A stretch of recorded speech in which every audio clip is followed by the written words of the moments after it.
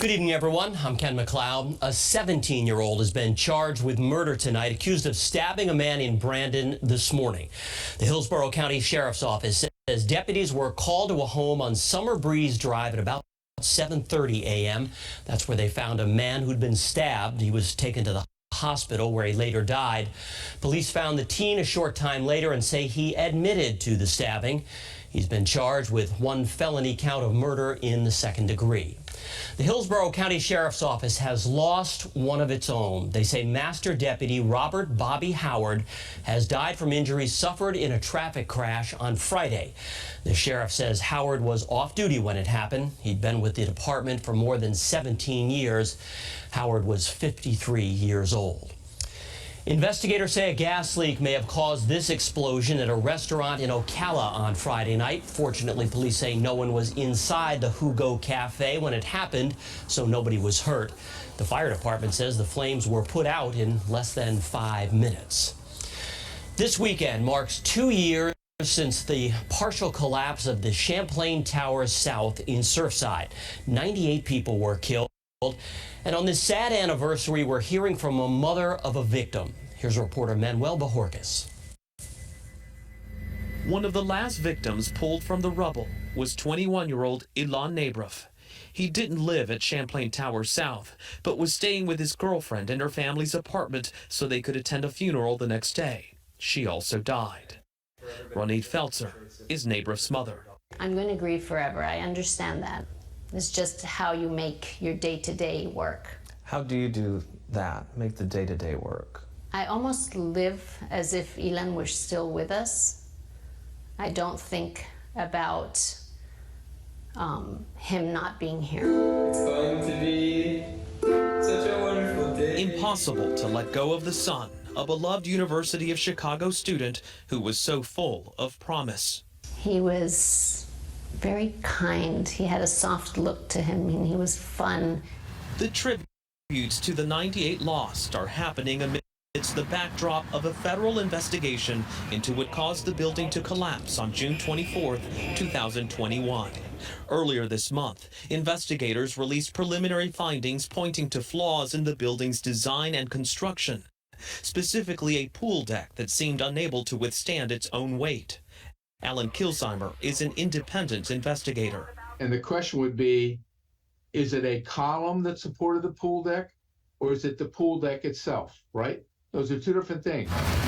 Last year, survivors and victims' families reached a nearly $1 billion settlement in a class action lawsuit, and the much-debated future of the collapse site is now settled.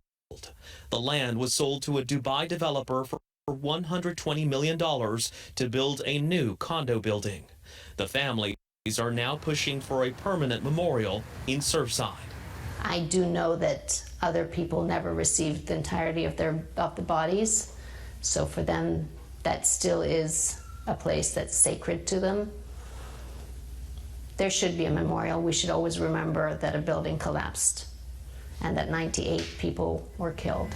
Manuel Bajorquez, CBS News, Miami. More Floridians are turning to the state for insurance coverage. The Citizens Property Insurance Corporation added more than 12,000 policyholders during the first half of June. Citizens had nearly 1.32 million customers as of Friday, again 12,000 more than at the end of May. Citizens was created as an insurer of last resort. It has seen dramatic growth during the past 2 years as private property insurers have dropped customers and raised rates. But state leaders don't believe this is a sustainable long-term solution.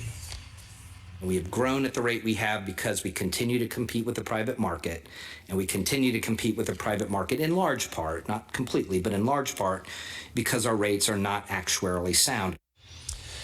At this time last year, Citizens only had about 883,000 customers. The state is now offering farmers and ranchers some incentive to keep their properties agricultural. The Florida Department of Agriculture and Consumer Services is encouraging them to apply for a state-funded program. It's designed to keep swaths of rural property protected from commercial and residential development.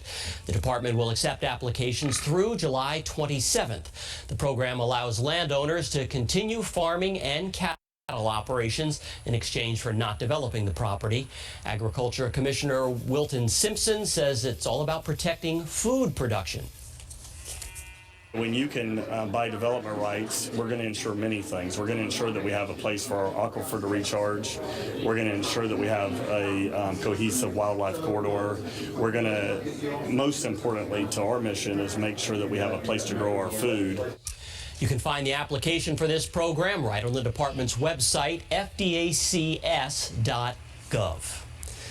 Well, here's a story of pride and perseverance. A Vietnam War veteran was surprised with his college diploma after 40 years of trying to earn his degree. 75-year-old John Draper of Fort Meade has been battling Parkinson's disease and recently started into hospice care. He'd been working on his college degree online with Southern New Hampshire University, but was a few assignments short. So his academic advisor suggested he be given an honorary Bachelor of Arts in General Studies.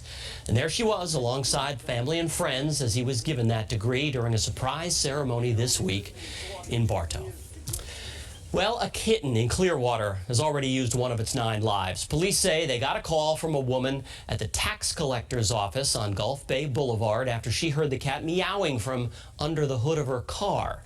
She used her horn in an effort to scare it off. That didn't work, but 2 officers spent an hour plucking that cat from the engine block.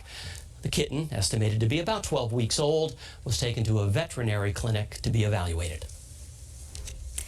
I'm meteorologist Sarah Robleski. Of course, we're going to be watching as temperatures stay on the mild side through the overnight hours, falling back through the 70s, even 80s.